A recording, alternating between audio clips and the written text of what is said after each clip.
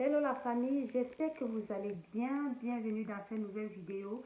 Alors, dans cette vidéo, on va apprendre comment déterminer le jour de l'ovulation et la période féconde d'un cycle de 30 jours et le cycle de 22 jours. Parce que quand je vous donne la formule pour trouver le jour de l'ovulation et la période féconde, beaucoup refusent d'appliquer la formule. Beaucoup n'aiment pas réfléchir.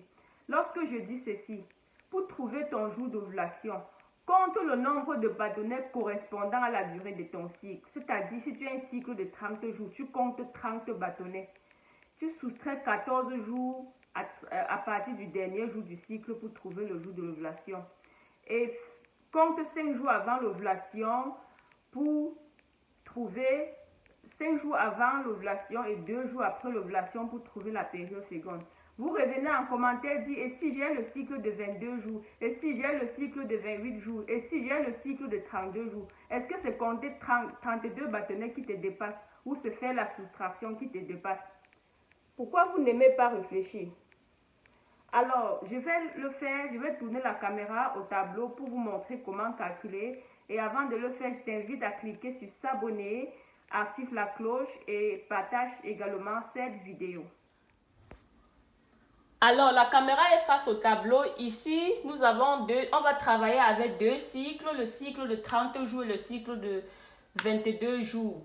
Alors, comme je vous ai toujours dit, pour trouver le jour de l'ovulation, comptez le nombre de bâtonnets correspondant à la durée de votre cycle menstruel et vous enlevez 14 jours à partir du dernier jour du cycle menstruel.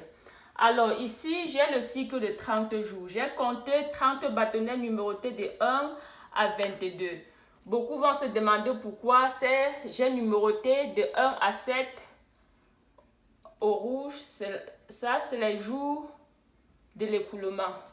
Je me suis arrêtée à 7 parce que la durée des règles est de 3 jours minimum et 7 jours maximum. Raison pour laquelle j'ai numéroté de 1 à 7 au rouge. Alors, dès le premier jour du cycle des règles, vous mettez la date correspondante. Ici, la date correspondant au premier jour du cycle, c'est le 10 mai. Vous mettez ainsi de suite pour trouver la date des prochaines règles.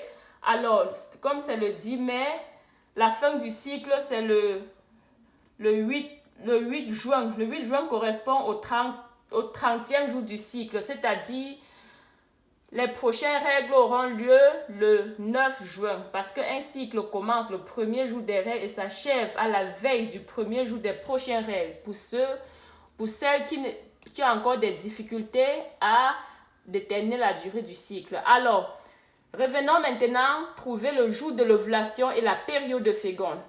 Alors, on va soustraire 14 jours à la durée du cycle à partir du dernier jour du cycle pour trouver le jour de l'ovulation.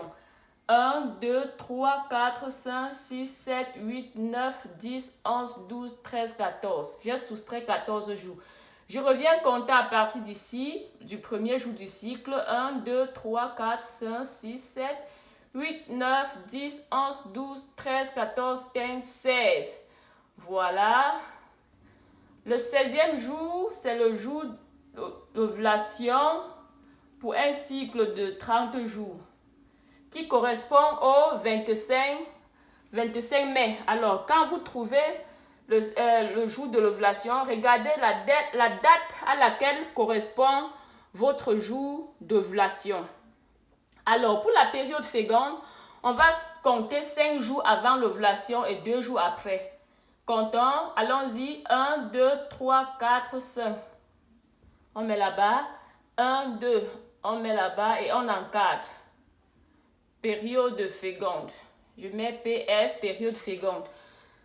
Alors, pour un cycle de 30 jours, la période féconde va du 11e au 18e jour du cycle. Pourquoi 5 jours avant? Parce que la durée de vie d'un spermatozoïde après les rapports est de 3 jours minimum et 5 jours maximum. Raison laquelle on va prendre 5 jours pour maximiser les chances à ces femmes-là qui souhaitent concevoir et pour éviter tout désagrément à celles qui ne souhaitent pas tomber enceinte. 2 jours après l'ovulation parce que la durée de vie d'un ovule est de 24 heures et 48 heures maximum, c'est-à-dire 2 jours. Alors, on descend au cycle de Alors, ici, période féconde du 11e au 18e jour du cycle. On descend au cycle de 22 jours. On applique la même formule. On compte le nombre de bâtonnets correspondant à la durée du cycle en numéro de 1 à 22 et on soustrait 14 jours à partir du dernier jour du cycle. 1, 2, 3, 4, 5, 6, 7, 8, 9, 10, 11, 12, 13, 14. J'ai soustrait 14 jours et je reviens compter à partir du premier jour du cycle. 1, 2, 3, 4, 5, 6, 7, 8. Voilà. Le 8e jour est le jour d'ovulation pour un cycle de 22 jours. Comptons la période féconde 5 jours avant et 2 jours après. 1, 2, 3, 4, 5. Je mets là-bas. 1, 2. Je mets là-bas et j'encadre. Voilà. Période féconde. Alors, pour un cycle de 22 jours, l'ovulation a lieu le 8e jour du cycle qui correspond selon la date des premières règles qui correspond ici au 17 mai. La période féconde va du 3e au 9e jour du cycle, selon la date des premières règles, du 12 au 18. Non. Du 12 au 19 mai. Voilà. Donc la période féconde va du 3e au 10e jour du cycle pour un cycle de 22 jours. Alors, la période féconde que vous voyez, c'est la période dite fertile, c'est-à-dire la période à laquelle, si tu entretiens les rapports sexuels non protégés, tu vas tomber, la probabilité de tomber enceinte est très très élevée. Vous allez voir, comparer le cycle de 30 jours au cycle de 22 jours. Vous allez voir comment, dans le cycle de 22 jours, la période féconde coïncide avec les règles. Ça, c'est un cycle court. Si tu as un cycle court, comme le cycle de 22 jours, tu peux facilement tomber enceinte pendant les règles ou quelques jours après les règles. Vous voyez, le 8e jour, si tu as fini les règles, peut-être le 7e jour, le 8e jour, si tu entretiens les rapports, la probabilité de tomber enceinte est élevée. 9e jour, pareil. Voilà. Alors, raison pour laquelle je dis toujours, les femmes ayant un cycle court sont très très fécondes et leur période féconde coïncide généralement avec la durée des règles. Partagez massivement cette vidéo, appliquez la même formule pour n'importe quelle durée du cycle. On se revoit à la prochaine. Bye bye.